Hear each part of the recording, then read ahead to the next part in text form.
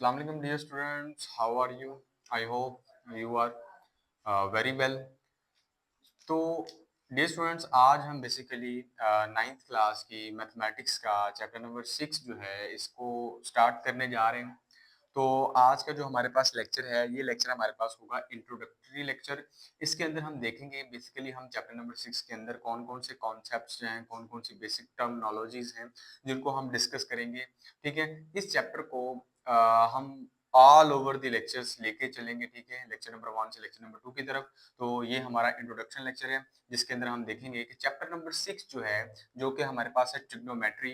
हम देखेंगे कि बेसिकली ट्रिग्नोमेट्री क्या है, किन किन वर्ड से मिलकर बना है, और ट्रिग्नोमेट्री में हम किस चीज के बारे में स्टडी करते हैं। एंगल की डेफिनेशन को डिस्कस करने की कोशिश करेंगे, रेडियन को देखेंगे, डिग्री को देखेंगे, मिनट, डिग्री, सेकंड को देखेंगे। इसके अलावा हमारे पास जितनी भी ट्रिग्नोमेट्रिक आइडेंटिटीज होती हैं उनको सॉल्व करने की कोशिश करेंगे। ट्रिग्नोमेट्रिक फंक्शंस क्या होते हैं उनको डिस्कस करने की कोशिश करेंगे। तो let's have a look on trigonometry. Okay, तो हमारे पास जो चैप्टर नंबर 6 है विच इज ट्रिग्नोमेट्री। याद रखिएगा डियर स्टूडेंट्स, हमारे पास जो ट्रिग्नोमेट्री है, ट्रिग्नोमेट्री जो चैप्टर नंबर 6 है, ये हमारे पास तीन वर्ड्स का कॉम्बिनेशन है। मतलब तीन लफ्जों से मिलकर ये हमारे पास लफ्ज जो ट्रिग्नोमेट्री है, ये तीन लफ्जों से मिलकर बनता है। जिनमें सबसे पहला जो लफ्ज है, जो सबसे पहला हमारे पास वर्ड है, वो हमारे पास है डियर स्टूडेंट्स ट्राई। ठीक है, तो इट मीन्स हमारे पास जो ट्रिग्नोमेट्री है, इसका मतलब ये है कि ट्रिग्नोमेट्री जो है वो तीन लफ्जों से मिलकर बनी है। पहला लफ्ज हमारे पास ट्राई है, दूसरा वर्ड हमारे पास डियर स्टूडेंट्स गोनो है, सेकंड वर्ड इज गोनो, गोनो, एंड थर्ड वर्ड इज मेट्री। सो तीन वर्ड्स हैं हमारे पास, ट्राई, गोनो, मेट्री। अब डियर स्टूडेंट्स, ट्राई मीन्स क्या होता है? ट्राई का जो वर्ड है that is pronounce the word three. Means tri, जब भी हम वर्ड करते हैं ना, ट्राई, ट्राई का मतलब होता है तीन। ठीक है, जिस तरह हम जो केमिस्ट्री के अंदर भी आपने टर्म्स देखी होंगी, मोनो, डाई, ट्राई, ये केमिस्ट्री की लैंग्वेज होती है जिसके अंदर जो गिनती होती है वो मोनो, डाई, ट्राई इस सीक्वेंस के अंदर इस्तेमाल करते हैं। तो ट्राई का मतलब होता है तीन। गोनो का मीन्स जो डी स्टूडेंट्स हमारे पास होता है दैट इज एंगल्स। गोनो मीन्स एंगल्स और साइड्स। ठीक है, गोनो मीन्स एंगल्स और साइड्स। अगर हम इसका लफ्जी माना देखें तो गोनो जो है, इसका मेन जो मीनिंग बनता है दैट इज कॉर्नर। कॉर्नर्स, किनारे, जिनको हम क्या कहते हैं? किनारे भी कहते हैं। ठीक है, कोने वगैरह। ठीक है, ओके। मेट्री, मेट्री का मतलब होता है डियर स्टूडेंट्स मेजरमेंट। मेट्री का वर्ड कहाँ से निकला है? मेजरमेंट से निकला है। मेजरमेंट का मतलब क्या होता है जी? पैमाइश। मेजरमेंट का मतलब क्या है? पैमाइश। किस चीज की पैमाइश, ये अभी देख लेते हैं। मेजरमेंट का मतलब क्या है डियर स्टूडेंट्स? पैमाइश। ओके, तो हमारे पास जो ट्रिग्नोमेट्री है, ये तीन वर्ड्स का कॉम्बिनेशन है। फर्स्ट ऑफ ऑल ट्राई, जिसका मतलब होता है तीन, और सेकंड हमारे पास है गोनो। गोनो का मतलब होता है एंगल्स या साइड्स, जिसको हम कॉर्नर्स भी कहते हैं। इसके अलावा मेट्री, मेट्री मींस मेजरमेंट, पैमाइश। सो ट्रिग्नोमेट्री हमारे पास क्या हुआ? ट्रिग्नोमेट्री हमारे पास मैथमेटिक्स की एक ऐसी ब्रांच का नाम है, एक ऐसी शाख का नाम है, एक ऐसी ब्रांच का नाम है, एक ऐसी शाख का नाम है जिसके अंदर हम तीन तीन एंगल्स या तीन साइड्स की पैमाइश करते हैं। क्लियर हुई डेफिनेशन? कि हमारे पास जो ट्रिग्नोमेट्री है, ये हमारे पास मैथमेटिक्स की एक ऐसी ब्रांच का नाम है जिसके अंदर हम तीन एंगल्स, तीन साइड्स, उनकी पैमाइश करते हैं। क्लियर होगी बात? अब मैथमेटिक्स में हमने जो आपने एलिमेंट्री मैथमेटिक्स पढ़ी होगी, एलिमेंट्री मैथमेटिक्स के अंदर वहां पे आपने ज्योमेट्री जो थी वो लाजमी डिस्कस की होगी, जहां पे हम डिफरेंट शेप्स को डिस्कस करते थे। सर्कल क्या होता है, और इसके अलावा हमारे पास रेक्टेंगल क्या होता है, रेक्टेंगल के अलावा हमारे पास जो ट्राइंगल है, हमारे पास वो ट्राइंगल क्या होती है। अब यहाँ पे जो वर्ड यूज करेंगे दैट इज ट्राइंगल। अब ट्राइंगल को हम क्यों यूज करें? क्योंकि हमारे पास मैथमेटिक्स के अंदर ट्राइंगल वाहिद ऐसी शेप है जिसके अंदर तीन एंगल भी होते हैं और तीन साइडें भी होती हैं। फॉर एग्जांपल दैट इज, मैं ट्राइंगल ड्रॉ कर लेते हैं। ये हमारे पास एक ट्राइंगल है, इस ट्राइंगल का हम नाम रख देते हैं that is A side, that is B side, that is C. अब चूंकि हमारे पास ये एक ट्राइंगल है, इसके 3 कॉर्नर्स मिलेंगे, एक कॉर्नर ये बन गया, दूसरा कॉर्नर ये, तीसरा कॉर्नर ये। अब चूंकि अब हमें पता है जहां कॉर्नर बनता है वहां पे एंगल बनेगा, तो इसको हम एंगल 1 का नाम दे देते हैं, ठीक है। एंगल 1 मतलब A1, इसको एंगल 2 मतलब A2, इसको एंगल 3 ये A3 हो गया, ठीक है। अब A के सामने वाली साइड हमारे पास स्मॉल a है, C के सामने वाली साइड हमारे पास स्मॉल c है, B के सामने वाली साइड हमारे पास स्मॉल b है। तो ट्राइंगल हमारे पास एक ऐसी शेप है, एक ऐसी हमारे पास शक्ल है जिसके अंदर हम 3 साइडों या 3 एंगल्स के बारे में स्टडी करते हैं। सो इट मीन हमारे पास जो ट्रिग्नोमेट्री है, it is the study of triangle. हम ट्राइंगल के बारे में बेसिकली पढ़ रहे हैं। तो ट्रिग्नोमेट्री का मतलब क्या है? The study of triangle. Simple definition क्या बनेगी डियर स्टूडेंट्स? ट्राइंगल की जो स्टडी है उसको हम क्या नाम देते हैं? ट्रिग्नोमेट्री देते हैं। ओके, अब 3 का वर्ड, 3 जो वर्ड है ये हमें समझ आ रहा है कि 3 का मतलब 3 होता है, 3 एंगल्स की बात हो रही है, 3 साइडों की बात हो रही है। मेजरमेंट का भी हमें समझ आता है कि मेजरमेंट का मतलब होता है पैमाइश करना, मापना। अगर बी नहीं दिया हुआ, ए सी दिया हुआ है तो बी निकालना। अगर एंगल 1 दिया हुआ है तो एंगल 2 और 3 निकालना। अगर हमें 2 साइडें दी हैं, एक एंगल गिवन है, तो बाकी चीजों को जो क्या करना है, हमने सॉल्व करना है। आगे जाके मैं आपको ये भी बताऊंगा कि एक ट्रायंगल के अंदर बेसिकली 6 चीजें होती हैं। अभी उनको देख लें। 3 साइड्स होती हैं हमारे पास, 3 sides, 3 side A B C, और हमारे पास कितने होते हैं? 3 ही एंगल्स होते हैं। इसी वजह से हम इस ट्रायंगल की स्टडी को ही ट्रिग्नोमेट्री का नाम देते हैं। अब यहाँ पे साइड्स जो डियर स्टूडेंट्स, ये तो हमारे पास सिंपल टर्म है जिसको हम डेली लाइफ में यूज भी करते हैं, और उर्दू में इसको क्या कहते हैं? इसको उर्दू में एजला कहेंगे, ठीक है। एजला ए बी, एजला बी सी और एजला सी ए, ये हमारे पास 3 एजला हैं। और एंगल को डियर स्टूडेंट्स हम जाविया कहते हैं। अब यहाँ पे जिस डेफिनेशन पे मैं पूरा फोकस करूंगा, that is angle. What is angle? Angle को डिफाइन करेंगे, एंगल के रिलेटेड जितनी भी टर्म्स हैं उसको सीखेंगे, एंगल को रिप्रेजेंट कैसे करते हैं, एंगल का हमारे पास यूनिट क्या है, हमारे पास एंगल के कितने तरह के यूनिट्स होते हैं। फिर आगे डिग्री को देखेंगे, डिग्री की डिफरेंट कैटेगरीज जो है उनको देखेंगे कि अगर हमने एक एंगल को रिप्रेजेंट करना है तो उसको degree, minute, second, sexagesimal system हमारे पास बेसिकली क्या होता है, और सर्कुलर सिस्टम क्या होता है। ठीक है, तो first of all let's start with angle. Angle क्या है? याद रखिएगा डियर स्टूडेंट्स, एंगल को समझने से पहले, एंगल क्या है? जाविया। और जाविये को समझाने से पहले मैं आप लोगों को एक कॉन्सेप्ट देना चाहता हूं जो कि वेरी वेरी इंपॉर्टेंट कॉन्सेप्ट है, और वो कॉन्सेप्ट है 3 डिफरेंट शेप्स का, जिनको हम डेली लाइफ में यूज तो करते हैं लेकिन हमें बेसिकली उनका कॉन्सेप्ट नहीं पता कि ये हम किस पर्पस के लिए इस्तेमाल कर रहे हैं, वो हम किस पर्पस के लिए इस्तेमाल कर रहे हैं, दोनों के एडवांटेजेस क्या हैं, डिसएडवांटेजेस क्या हैं। तो ये ऑल ओवर दी अबाउट मैं अभी आपको क्लियर करवा देता हूँ। फर्स्ट ऑफ ऑल हम जो डिस्कस करते हैं डेट इज लाइन, कि हमारे पास लाइन क्या होती है, इस कॉन्सेप्ट को डिस्कस करेंगे। देन हम देखेंगे हमारे पास रे क्या होती है, ठीक है। देन हम लास्टली डिस्कस करेंगे लाइन सेगमेंट को। लाइन सेगमेंट को, लाइन को हम कहते हैं डियर स्टूडेंट्स खत, इसको हम कहेंगे खत कहेंगे, इसको हम शुआ कहेंगे, रे, शुआ। और ये हमारे पास होगा लाइन सेगमेंट को हम किता खत भी कहते हैं, किता खत, किता, ठीक है। तो ये हमारे पास 3 डिफरेंट कॉन्सेप्ट्स हैं। अच्छा याद रखिएगा, अब लाइन हमारे पास कैसी शेप है? लाइन हमारे पास एक ऐसी शेप है जिसके हमारे पास 2 पॉइंट्स होते हैं, ठीक है। दोनों पॉइंट्स के दोनों एंड पे हमें एरोज देखने को मिलते हैं। तो लाइन हमारे पास एक ऐसी शेप है जिसके हमारे पास 2 पॉइंट्स होते हैं। एक को हम कहते हैं जी स्टार्टिंग पॉइंट, ये हमारे पास हो गया जी स्टार्टिंग पॉइंट, स्टार्टिंग पॉइंट जहां से लाइन स्टार्ट होगी, दैट इज एंडिंग पॉइंट, जहां पे लाइन क्या होगी, एंड होगी। तो लाइन क्या है? लाइन हमारे पास एक ऐसी शेप है जिसके स्टार्टिंग और एंडिंग पॉइंट जो हैं वो दोनों फिक्स नहीं होते।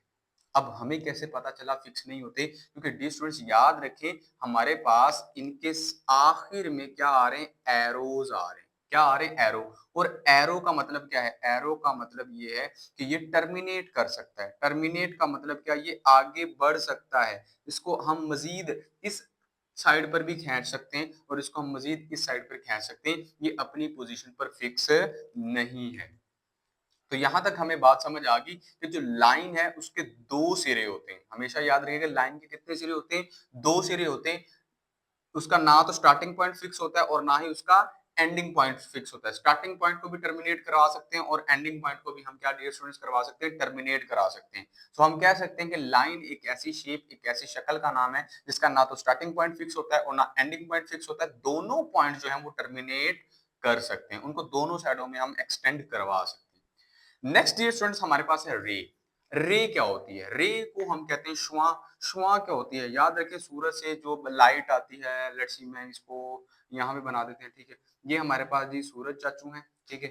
यहाँ से रोशनी आई, यहाँ से रोशनी आई, यहाँ से रोशनी, चारों डायरेक्शन के अंदर ये रोशनी को फैला रहे हैं, ठीक है। अब यहाँ पर सोचने वाली और गौर करने वाली क्या बात है, जब भी हम शुआ की रोशनी की रे के बारे में बात करते हैं, एरो के बारे में बात करते हैं, तो उसका जो एक पॉइंट होता है उसकी एक साइड पे एक एरो होता है, दूसरा उसकी साइड पे कोई एरो या जो सिरा होता है वो नहीं होता। तो शुआ एक ऐसी शेप है, एक ऐसी शक्ल का नाम है जिसका सिर्फ एक पॉइंट फिक्स और एक पॉइंट उसका जो है वो नॉन फिक्स होता है।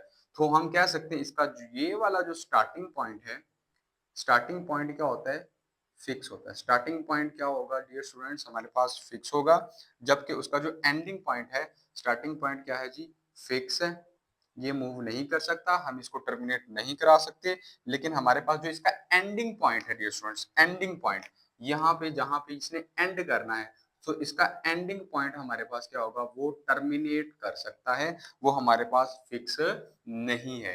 तो यहां से एक कॉन्सेप्ट याद रखिएगा, एक एमसीक्यूज भी आएगा कि एक श्वा का सिर्फ एक ही सिरा होता है, एक से ज्यादा सिरा नहीं होता, ठीक है। सिरे से मुराद ये हमारे पास एरो है, इसको हम इस डायरेक्शन में एक्सटेंड करवा सकते हैं। Next last term that is किता खत, जिसको हम लाइन सेगमेंट का नाम भी देते हैं। अब लाइन सेगमेंट क्या है, नाम को समझ आ गया तो आपको कॉन्सेप्ट समझ आ जाएगा।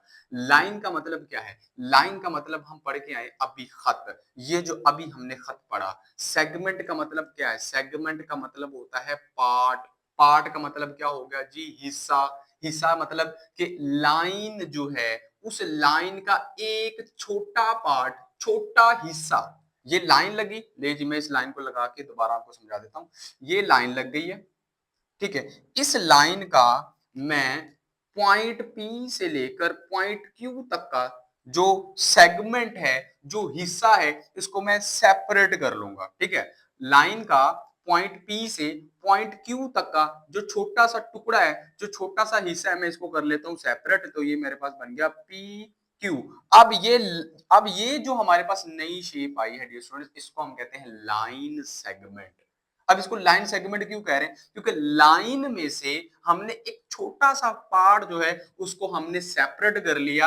अब इसकी खासियत क्या है? इसकी खासियत ये है कि इसके कोई सिरे नहीं होते, ये दोनों तरफ से क्या डियर स्टूडेंट्स होता है, दोनों तरफ से ये फिक्स होता है, इसको हम फिक्स्ड कहेंगे, ठीक है। तो लाइन सेगमेंट क्या है? लाइन सेगमेंट हमारे पास एक ऐसी शेप है, एक ऐसी ज्योमेट्रिकल शेप है जिसकी दोनों पॉइंट्स जो हैं वो हमारे पास फिक्स होते हैं। ना तो उसका इनिशियल पॉइंट मूव कर सकता है, स्टार्टिंग पॉइंट मूव कर सकता है, ना उसका एंडिंग पॉइंट मूव कर सकता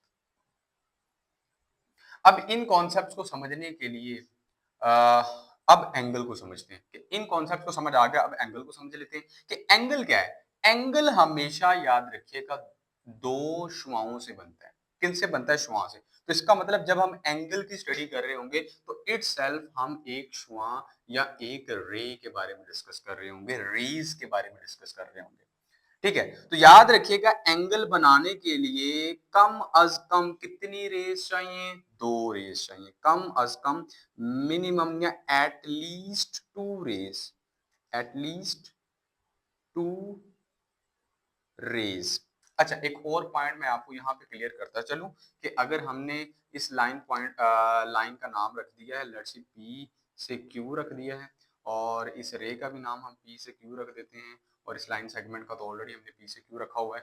तो अगर लाइन शो करनी है ना, मतलब P Q is a line, so P Q के ऊपर हम एक लाइन का जो सिंबल है वो लगा देंगे जो कि पी क्यू लाइन को रिप्रेजेंट करेगा। और अगर हमने रे का लिखाना है तो हम पी क्यू के ऊपर क्या करेंगे, एक शुआ का अलामा डाल देंगे। और अगर हमें पी क्यू लाइन सेगमेंट को बताना है तो इसके ऊपर हम लाइन सेगमेंट की अलामत डाल देंगे। तो ये है उनकी अलामत और उनके निशानात। ओके, सो एंगल बनाने के लिए हमें एटलीस्ट 2 रेस चाहिए। कितनी रेस चाहिए? 2 रेस, 2 हमें शुआएं चाहिए। लेकिन क्या ये शुआएं कुछ कोई भी शुआ हमेशा एंगल बनाएगी? नहीं डियर स्टूडेंट्स, हमारे पास सिर्फ वही रेज जो हैं वो एंगल बनाएंगी जिनका जो स्टार्टिंग पॉइंट है, हमने पढ़ा था स्टार्टिंग पॉइंट वो शुरू कहाँ से हो रही है, जिनका जो स्टार्टिंग पॉइंट है वो क्या होगा, स्टार्टिंग पॉइंट उनका डियर स्टूडेंट्स क्या होगा, कॉमन होगा। कॉमन से मुराद क्या? मुश्तरिक होगा। अब मुश्तरिक का मतलब क्या? वो सेम पॉइंट से शुरू हो रहेंगे, सेम पॉइंट से शुरू हो रहेंगे। अब इसको मैं डायग्राम की मदद से आपको समझा देता हूँ। लेट्स सी, ये मेरे पास एक शुआ है, ठीक है, जो यहाँ से स्टार्ट हो रही है। एक और शुआ है जो कि सेम पॉइंट से स्टार्ट हो रही है और यहाँ पे जाके एंड हो रही है, ठीक है। इस शुआ को हम नाम बाद में देते हैं, ठीक है। तो ये हमारे पास दो शुआएं जो कि कहाँ से शुरू हो रही है? इस पॉइंट से शुरू हो रही है। अब ये पॉइंट इनका क्या कहलाता है? Common starting point. ये क्या कहलाएगा? Starting point. चूंकि दोनों सेम पॉइंट से शुरू हो रही हैं, लिहाजा ये पॉइंट हमारे पास क्या कहलाएगा? Common starting point. अब जब भी कॉमन स्टार्टिंग पॉइंट हमारे पास आ जाता है दो रेस का, तो उनके दरमियान हमारे पास ये एंगल होगा।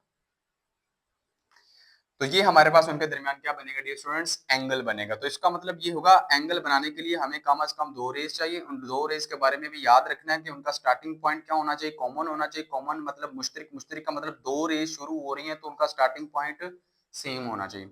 जो नीचे वाली रे है इसको हम इनिशियल इनिशियल आर्म का नाम देते हैं, ठीक है, और इसको हम टर्मिनल आर्म का नाम देते हैं। टर्मिनल आर्म ऐसा आर्म है या ऐसा बाजू है जिसको हम इब्तदाई बाजू और इसको हम इख्तितामी बाजू उर्दू में कहते हैं, ठीक है।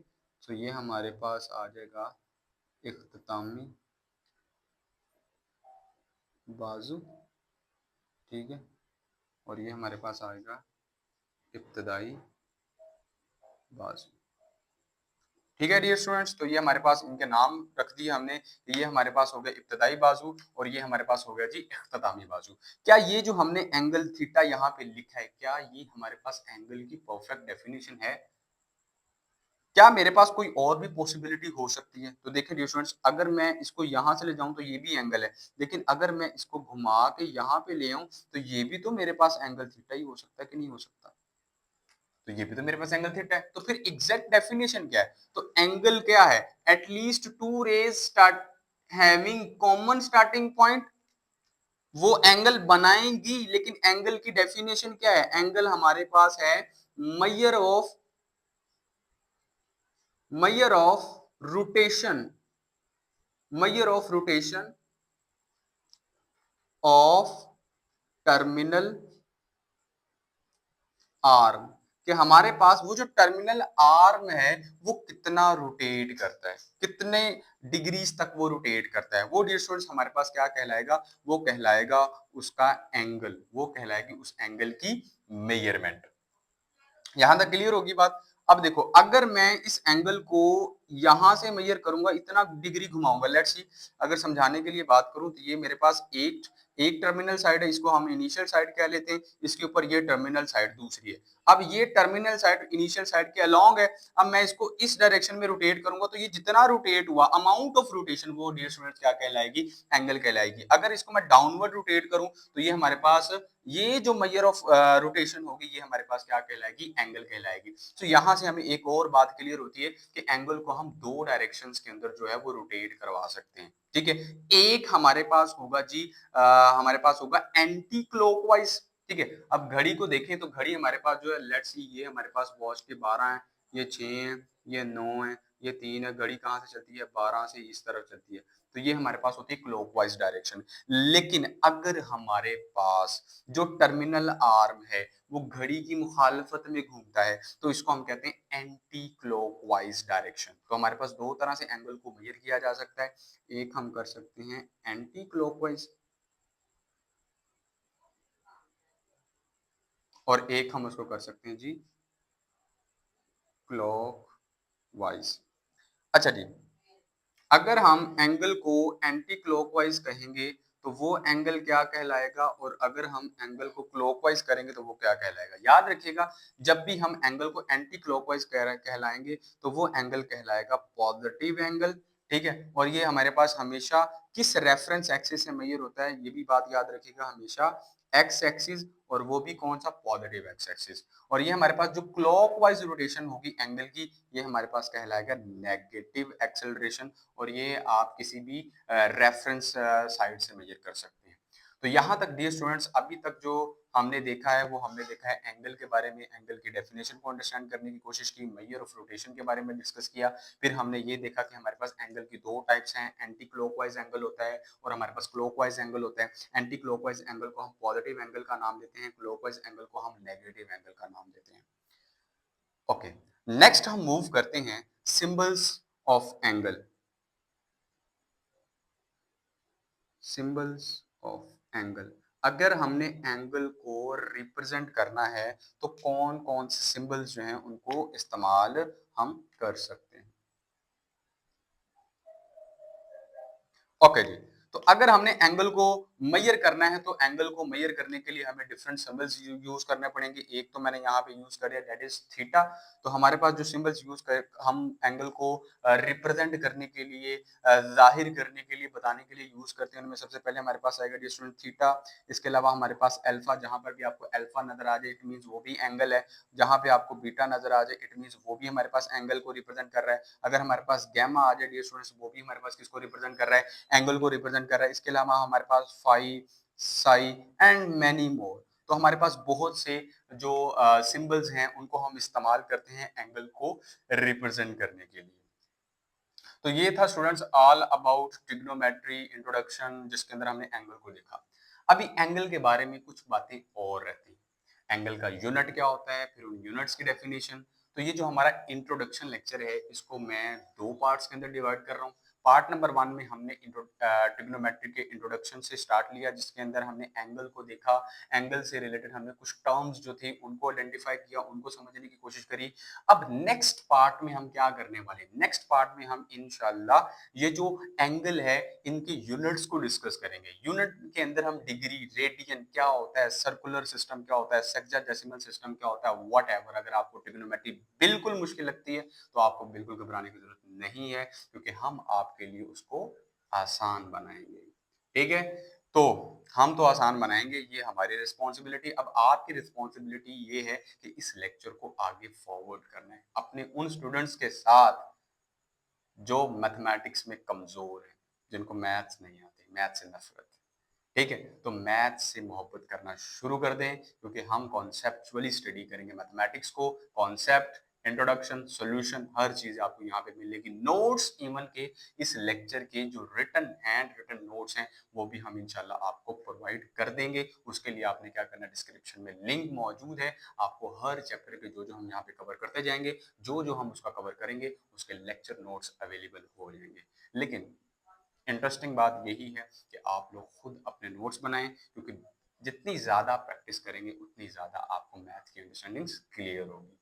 ठीक है, तो चैनल को सब्सक्राइब लाजमी करना है, कमेंट के अंदर बताना है कि लेक्चर मज़ा आया कि नहीं आया, कोई चीज़ समझ आई या नहीं आई, किसी किस्म की कंफ्यूजन है तो लाजमी कमेंट सेक्शन में बताना है, और अपने दोस्तों के साथ लाजमी शेयर करते हैं। मिलते हैं इसी चैप्टर के इंट्रोडक्शन के सेकंड लेक्चर में, तब तक के लिए अल्लाह।